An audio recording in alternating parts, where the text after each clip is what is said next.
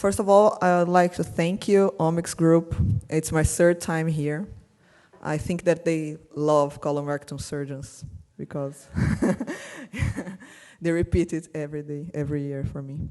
So I work in 2 different places in Brazil. I work at Santa Casa de São Paulo. That's a university. I teach for medical students there and for the residents. And I work at CRT STD-AIDS São Paulo. That's the place that I perform the screening for anal lesions in HIV-positive patients. I worked there for 6 years, and it's a very rich group because it can provide a lot of different things to perform, analyze, and study all the time. So today I will present for you the findings that I have with anal intraepithelial neoplasia in HIV-positive patients, a review that I made. So HIV-positive patients are described with a high rate of anal dysplasia. Main causes of this high rate of anal dysplasia is the progress of this disorderly epithelial growth in anal mucosa. Is concomitant with HIV and HPV infection. We find every time in this group of patients a high rate of HPV infection. The dysplasia is described as a high-grade anal intraepithelial neoplasia, we call it HANE, or low-grade anal intraepithelial neoplasia, we call it LANE. HPV acts as a cofactor for this persistent anal dysplasia in HIV-positive patients. And we think that's the precursor lesion for anal carcinoma. We made the same model that is performed for cervical cancer. So our work is to think that we should screen all of these patients and perform a lot of exams to find the lesions before it starts to growth and find an anal cancer. So the rate of anal cancer has increased nowadays. Actually, 30 years ago, we didn't find anal cancer in young male patients, only in the elderly women. After the infection of HIV, it was possible to find anal cancer in a group of real young men. So screening high-risk HPV DNA test, anal pap smear protocol with Papa Nicolau, and high resolution anoscopy is all work there. And we think that it's cost-effective. When you find the anal dysplasia before you find the anal cancer, it will be cheaper and better for the patient. I need to tell you that the HPV DNA test is not allowed here in the United States. They use it only as a recommendation from CDC for HIV-positive patients. You can't use it for everyone here. It's allowed in Brazil, so if you need to send the patients for me, I will be more than grateful to take care of them there. The aim of this study is to compare the findings of the screening in HIV-positive and negative patients and perform a review of the literature. So in this study, we evaluated 131 HIV-positive and negative patients at CRT-AIDS São Paulo who had previous anal intercourse from January 2013 until December 2014. The research was approved at our board ethical committee, and I have no disclosures. So all of the patients underwent the high-risk HPV DNA test. This is the common kit that we use in Brazil. It's a smear of the anal mucosa, and I send it for the pathologist, and it will perform the hybrid capture with the sample. I collect also the anal pap smear, and the same pathologist will analyze the cells at the sample. And this is the place that the patient will be evaluated by me. This is the anoscopy that we perform. It is connected to this computer, and I have a huge anus here. I think that's why they call the colorectal surgeons here, because we're a little bit funny. So on the top left, you can find the findings of the low-grade anal dysplasia. The cells aren't, the nucleus inside the cells are big. These are the regular ones, and this one is the one with the dysplasia.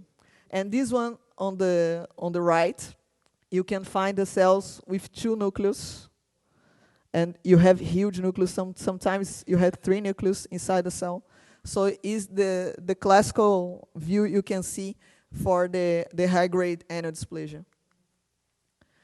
There is a picture that I collected from Palevsky. Palevsky is the mecca for colorectal surgeons that like to perform screening for anal cancer.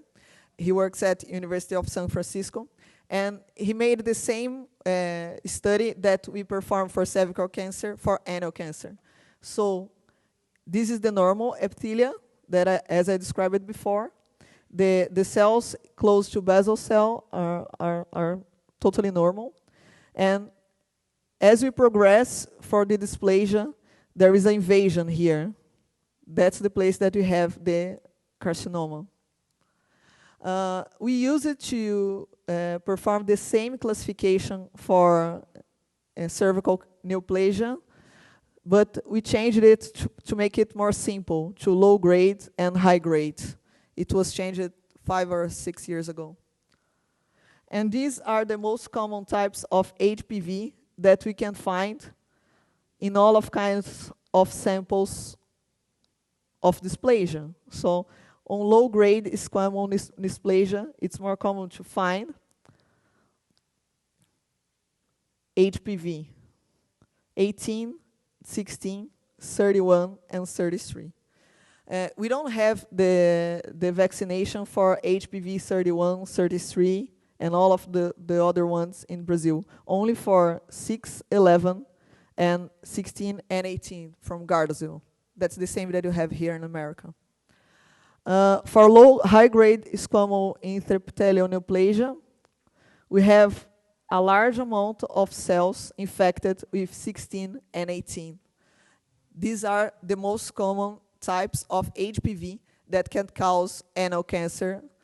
And we find this at the same time on neoplasia cancer samples. So these are the pictures that I find when I perform the high-resolution anoscopy. Here you can find, you can turn off the lights for me, just for a minute. On the left, these areas, you can find the dysplasia after you use the acetic acid, 2%.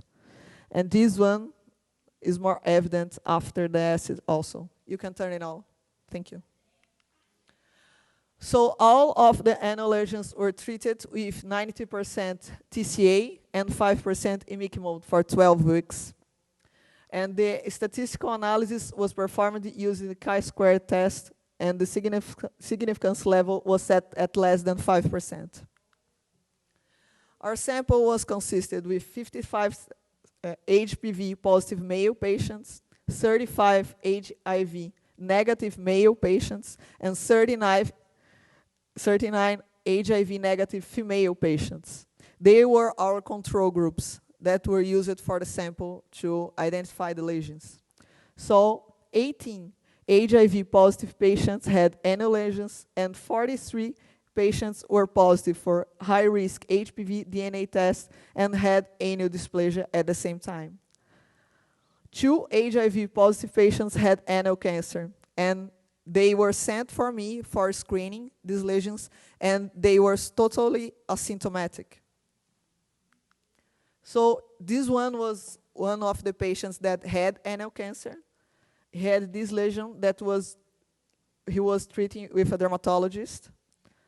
When I made a biopsy after the high-resolution anoscopy, I find that he had anal cancer, and I need to do this big hole, but after that, it was healed. So I'm showing you the picture that it wasn't that bad at all. So the presence of anal warts in HIV-positive and negative patients, you can find that it was statistically significant for the HIV-positive group. And the findings of high-risk HPV DNA test in HIV-positive and negative patients, we find that it was more common in the HIV-positive group. The same with anal dysplasia in HIV and positive and negative patients, that it was more common when it was concomitant, the anal dysplasia and the infection for HPV. So we discussed a lot, all of this data that we found, and the anal intraepithelial neoplasia, AIN, describes that the dysplastic changes in the anal canal are precursors to invasive anal carcinoma. It was very important for us because it is reassuring all the time that we should perform screening for these lesions. The natural history for AIN is not entirely known. Some researchers think that it's not the same as cervical cancer, but I think that they don't study this all the time as I do for the last 6 years, because I don't want to find invasive anal cancer when I can find the precursor for it. The assessment and treatment of these precursor lesions is extrapolated from the management of cervical intraepithelial neoplasia. They call it SIN, given the biological similarities between AIN and SIN. When we studied a lot of cervical cancer and the screening programs that are available for AIN, we think that we have a long path on this way, because it's hard to train a colorectal surgeon to perform this screening. It's hard in Brazil, and it's hard in the US also, because I've been here several times, and most of the time when we study about how to make a person that is able to make this screening, sometimes they discuss that it should be a nurse, sometimes it should be an infectologist or a colorectal surgeon. But it's not an enthusiastic group that thinks that, oh, you should study a lot of the STDs to make this happen. So the programs have been initiated with the assumption that screening will have an impact. I am one of the 3 persons in Brazil that perform this kind of screening, and it's a lot of people that I should screen, and I don't have so much time to make it.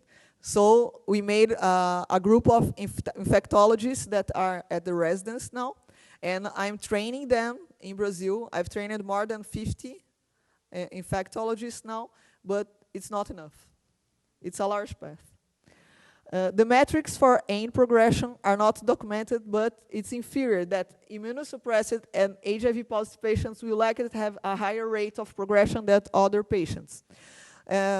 This group of patients is very important because these patients used to die, and they don't die anymore. And we think that the immunity that they have in anal mucosa is not enough, even with the development of the heart treatment. So these patients, they are better with CD4 counts, serum CD4 counts, but their mucosa isn't good enough. So they should develop anal cancer, so they should be screened also. There is early evidence that the benefits of heart in terms of restoring immune function and reducing opportunistic infections and some neoplasms may not extend of regression of AIN. That says that all of the patients that are good with CD4 counts, that's not enough for their mucosa. So it isn't the only reason that could regret the levels of AIN. And under the circumstance, it might be predicted that AIN and subsequent progression to invasive anal cancer would rise as heart prolongs their lives of seropositive people. It's very hard to tell them because it's not enough to be as good as they think that they are. They should be screened. And I tell about it all the time. Not even for the patients. I need to tell the infectologists, the nurses, everyone, the social workers, everyone that's able to talk to them to tell about the importance of the screening. And at this graph made by Professor Palevsky, you can see that the rate of death pre-heart was 1, and it was caused by the immune deficiency. And as the heart develops the immune system, you can have an increase of anogenital cancer.